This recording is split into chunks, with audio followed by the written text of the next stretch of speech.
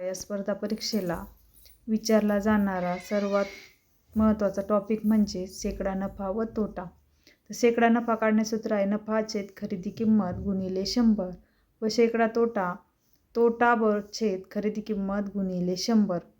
यामध्ये प्रत्येक IBPS TCS सरळ सेवा या सर्वांसाठी वेगवेगळ्या प्रकारचे प्रश्न विचारले जातात. तर यावर कुठल्या प्रकारे प्रश्न विचारले जातात तर ते आपण यामध्ये बघूया. तर पहिला प्रश्न बघूया. एक वस्तू विकल्याने विक्रेत्याला 4% तोटा होतो. जर त्या वस्तूची विक्री किंमत 550 रुपयांनी वाढवली असती तर 6% नफा झाला असता. यावरून त्या वस्तूची मूळ किंमत किती? म्हणजे आपल्याला काढायची आहे त्या वस्तूची मूळ किंमत. तर ती मूळ किंमत काढण्यासाठी आपण सूत्र लिहूयात. मूळ किंमत बरोबर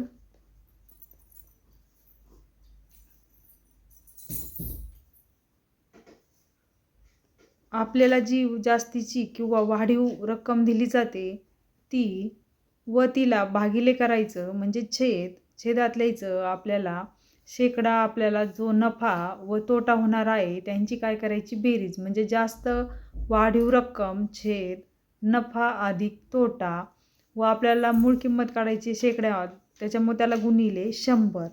तर मग जास्त किंवा वाढीवची रक्कम काय आहे ह्या उदाहरणामध्ये 550 रुपये म्हणजे 550 रुपये आणि शेकडा नफा किती आहे 6% नफा व तोटा किती आहे 4% म्हणजे 6 अधिक 4 त्याला गुणिले करायचं 100.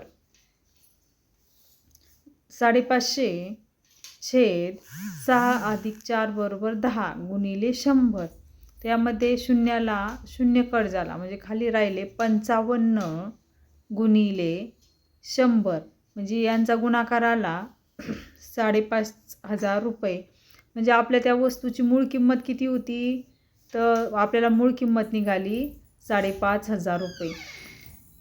म्हणजे कुठलीही वस्तू किंवा पदार्थ यांची जर मूळ किंमत काढायची असेल व जास्तीची रक्कम व नफा तोटा दिला असेल तर या फॉर्म्युल्यानुसार आपण काढू शकतो.